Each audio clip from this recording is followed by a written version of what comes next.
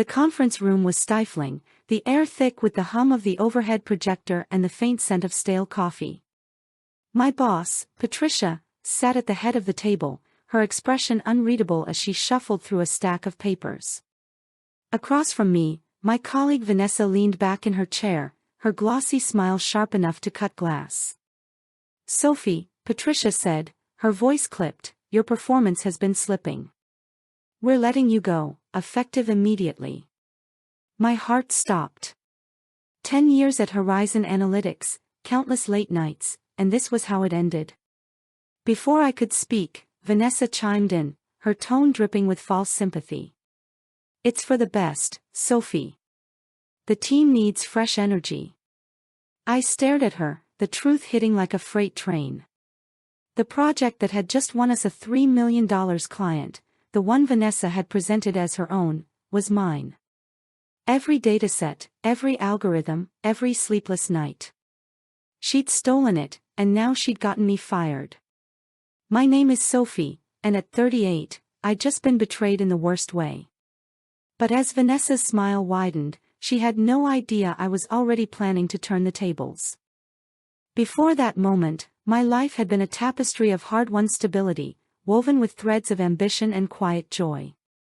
I lived in a cozy apartment in Denver, Colorado, perched on the edge of the city where the Rockies loomed like silent sentinels. The mornings were crisp, the air carrying the faint tang of pine as I brewed coffee in my tiny kitchen, the gurgle of the machine a comforting ritual. My apartment was a haven, its hardwood floors scuffed from years of living, the walls lined with bookshelves that sagged under the weight of novels, data journals, and framed photos from my travels, Vietnam with my parents, Iceland with my best friend, Lena. Sunlight streamed through the large windows, illuminating my collection of succulents, each one a small victory in my battle to keep plants alive. I'd sit at my reclaimed wood table, laptop open, reviewing emails or tweaking code, the city's hum a distant backdrop. Denver felt like home, its blend of urban energy and mountain serenity mirroring my own balance of drive and calm. My job as a senior data analyst at Horizon Analytics was the cornerstone of my world. The office, a sleek open-plan space downtown, buzzed with the clatter of keyboards and the murmur of brainstorming sessions. My desk was a chaotic symphony of sticky notes, coffee mugs emblazoned with nerdy slogans like, "Data or it didn't happen," and spreadsheets that mapped out the future. I thrived on the challenge of turning raw numbers into stories, predictive models that told clients where to invest, how to grow, what to avoid. Over 10 years, I'd built a reputation as the team's backbone, the one who could unravel a dataset's secrets or debug a faulty algorithm at 2 a.m. I'd led projects that saved clients millions, earning quiet nods from Patricia and glowing testimonials from executives. My colleagues relied on me, from the nervous interns to the seasoned managers, and I took pride in mentoring them, sharing the tricks I'd learned through years of trial and error. Outside work, life was rich in its simplicity. Weekends meant hikes with Lena, our boots crunching on gravel trails in the foothills, the scent of wildflowers mingling with our laughter as we debated everything from politics to the best taco truck in town. Lena, a whip-smart HR manager, was my confidant, the one who'd seen me through college breakups and career pivots. I'd call my parents in Seattle every Sunday, their voices crackling over the phone, filled with pride for their daughter who'd made it in a competitive field. They'd immigrated from Vietnam before I was born, working long hours in a restaurant to give me a shot at college. Their sacrifices fueled my drive, a silent promise to make their struggles worthwhile. My boyfriend, Marcus, was the warmth in my days. A graphic designer with a quick wit, he proposed last month over a picnic in City Park, his nervous grin lighting up the dusk. We'd cook together in my cramped kitchen, him teasing me about my obsessive quest to perfect my mother's faux recipe, the broth simmering for hours as we danced to old jazz records. I dreamed of starting my own analytics firm someday, a vision I shared with Marcus late at night, our voices soft with possibility. It wasn't a perfect life, but it was mine, built on sweat, love, and the belief that hard work paid off. Horizon had felt like a second family, a place where my skills were valued and my contributions mattered. When Vanessa joined 2 years ago, I saw her as an ally. She was younger, maybe 30, with a polished resume from a top-tier MBA program and a wardrobe of tailored blazers that screamed ambition. Her laugh was infectious, filling the office with energy, and her charm won over clients effortlessly. I liked her at first, admiring her confidence and eager to help her navigate Horizon's complex workflows. I spent hours mentoring her, explaining our data pipelines, walking her through statistical models, even staying late to polish her first client presentation. "You're a lifesaver, Sophie," she'd say, her eyes bright with what I thought was gratitude. I shared my templates, my coding shortcuts, my hard-earned tricks for making data sing, believing we were building a partnership. My colleagues called me generous, but I saw it as teamwork. I'd been the new hire once, scrambling to prove myself, and I wanted Vanessa to succeed. She'd bring me coffee sometimes, a small gesture that felt like camaraderie, and I'd smile, thinking we were on the same page. I didn't see the ambition in her eyes, the kind that didn't share the spotlight. The signs of her betrayal crept in slowly, like shadows lengthening at dusk. Vanessa's questions about my work became oddly pointed, how I'd structured a specific algorithm, where I stored my project files, who I'd consulted for client feedback. I thought she was curious, hungry to learn. But then I noticed her lingering near my desk when I stepped away for coffee, her eyes flicking to my monitor before she'd flash a quick smile and walk off. Once, I caught her emailing herself a file from my computer, a draft of my predictive model. "Oops, wrong file," she said, laughing it off as a tech blunder. I nodded, ignoring the unease in my gut. Her flattery grew, too, a polished performance that felt rehearsed. "Sophie, you're a genius with this stuff," she'd say in team meetings, only to pivot to her own ideas, echoing my phrases with a subtle twist. I heard my strategies in her pitches, my wording in her emails, but I dismissed it as coincidence. We were a team, weren't we? She'd volunteer for tasks I'd prepped, like presenting our monthly reports, and I'd let her, thinking it was her chance to shine. But the unease grew, a knot I couldn't untie. Then came the client meeting that cracked my trust. The predictive model, a 6-month labor of love, was my proudest work yet. I'd spent nights refining algorithms, cross-referencing datasets from sales trends to consumer behavior, ensuring every prediction was airtight. The retail client, a national chain, was worth $3 million, and my model promised to boost their revenue by 15%. I'd prepared the slides, the visuals, the pitch, ready to present it myself. But Vanessa stepped in at the last minute, her voice bright with enthusiasm. "Let me take this one, Sophie. I need the experience." I hesitated, but Patricia nodded, and I agreed, thinking it was a team win.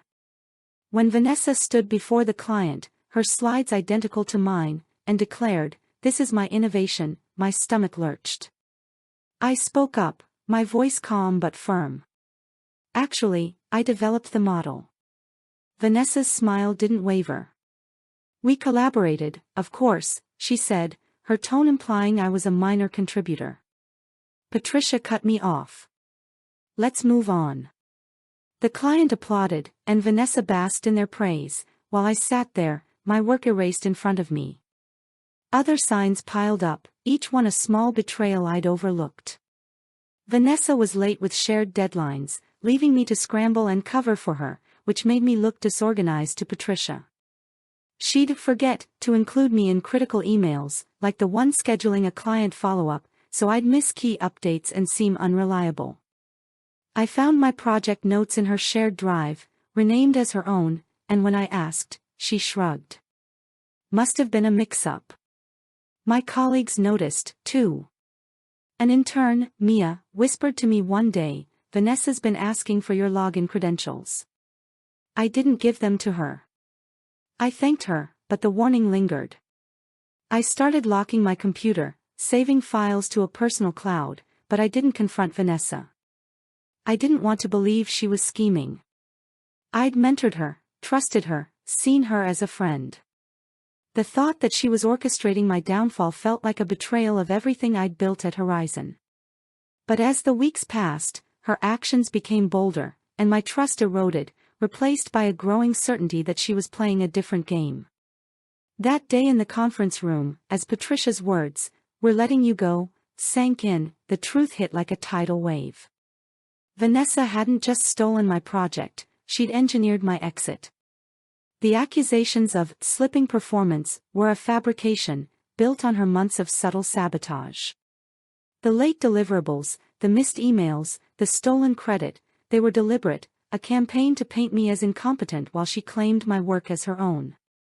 My hands trembled as I packed my desk, the office unnaturally quiet, the hum of the air conditioning mocking my shock. My colleagues avoided my eyes, some whispering in corners, others offering awkward nods. Vanessa hovered nearby, her voice syrupy with fake regret. "I'm so sorry, Sophie. I tried to advocate for you." Her eyes gleamed with triumph, a predator who'd cornered her prey. I didn't respond. I grabbed my mug, its chipped handle a reminder of late-night breakthroughs, my sticky notes, their ink faded from months of use, and the photo of Marcus and me hiking last summer, our smiles bright against a backdrop of pines. I walked out, my head high but my heart fractured, the weight of 10 years collapsing around me. The drive home was a haze, the Denver skyline blurring into the twilight. I replayed every moment, the stolen slides, the false apologies, Vanessa's smug smile. My apartment felt like a stranger's, the familiar creak of the floorboards jarring. I poured a glass of wine, the liquid catching the light from my thrift store lamp, and sat at my kitchen table, the termination letter staring back at me. Unsatisfactory performance, it declared, each word a lie that burned. I'd given Horizon everything, my expertise, my loyalty, my dreams of a corner office or my own firm. I thought of my parents, who toiled in a cramped restaurant kitchen to send me to college, their pride when I landed this job, their broken English glowing with hope. I thought of Marcus, who'd held me through my doubts, his proposal a promise of a shared future.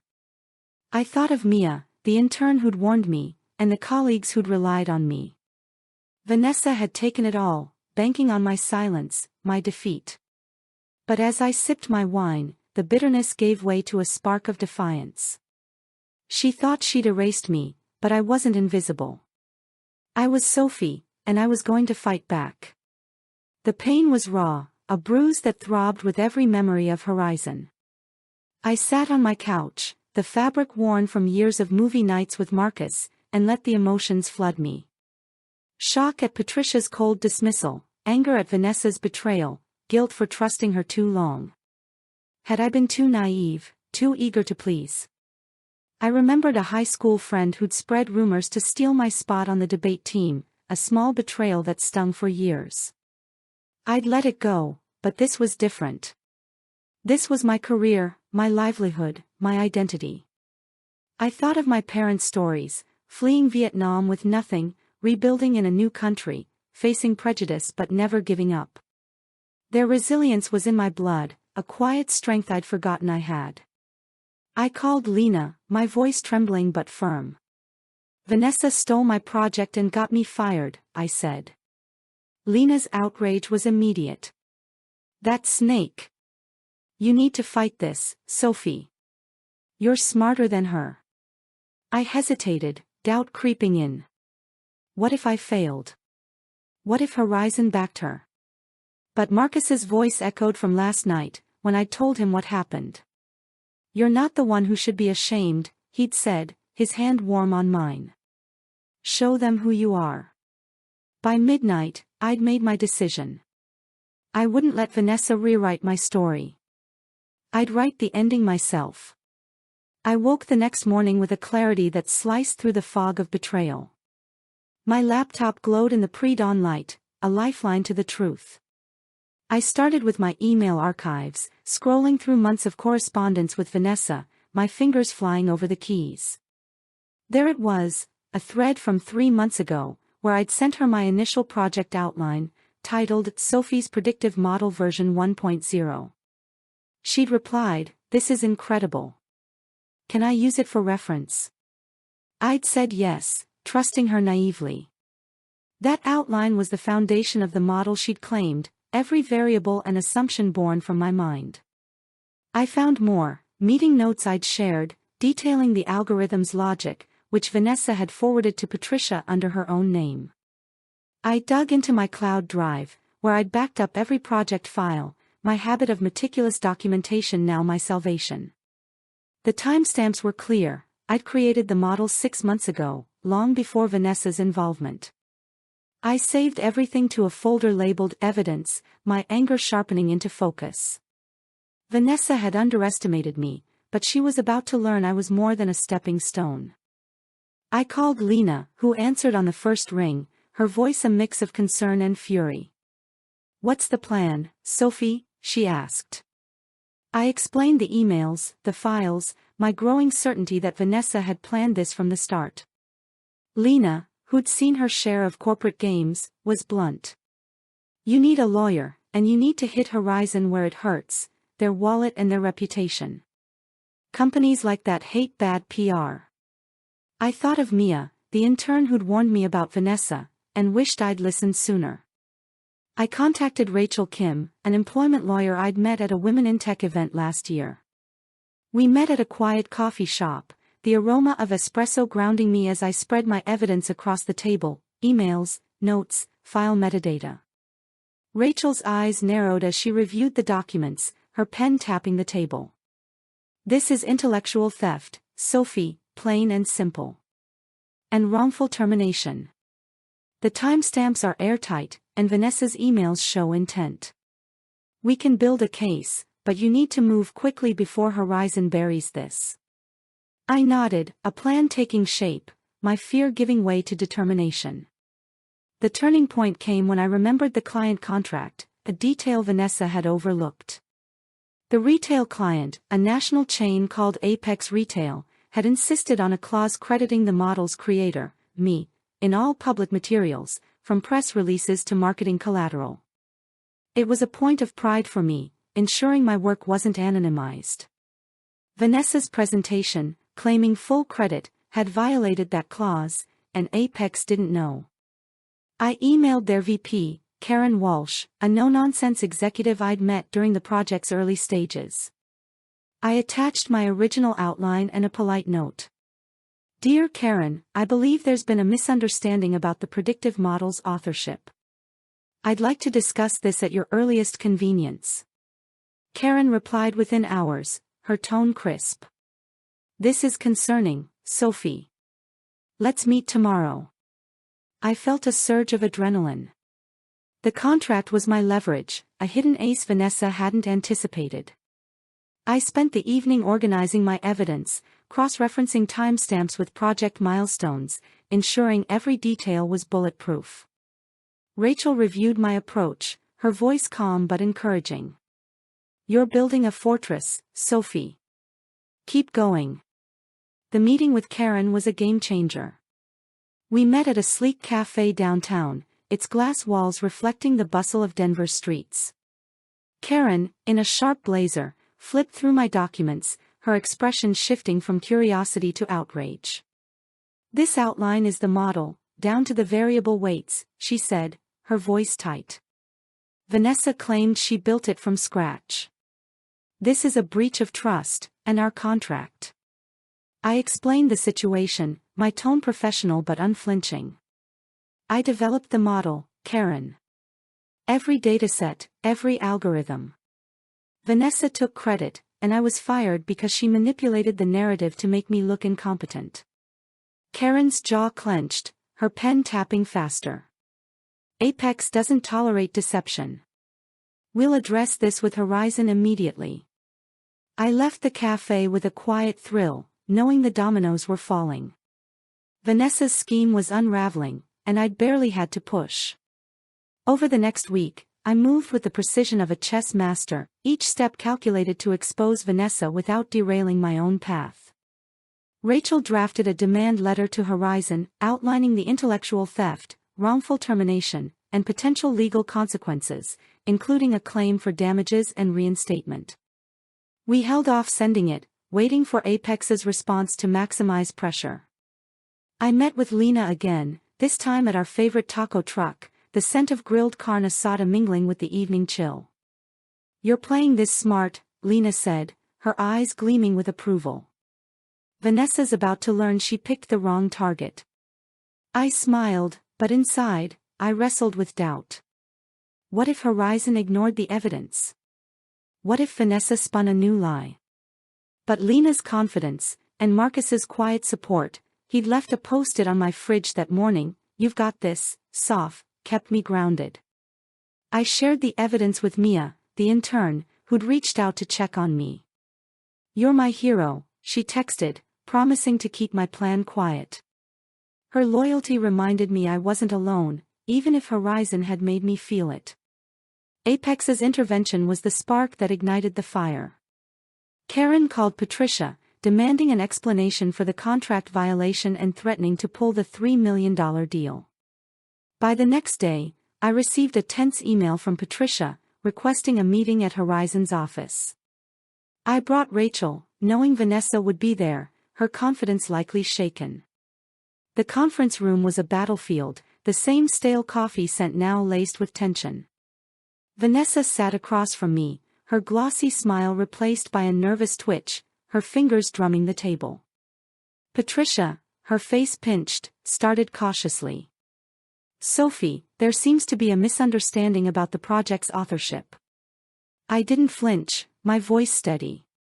"No misunderstanding. Vanessa stole my work, presented it as hers, and orchestrated my firing to cover it up.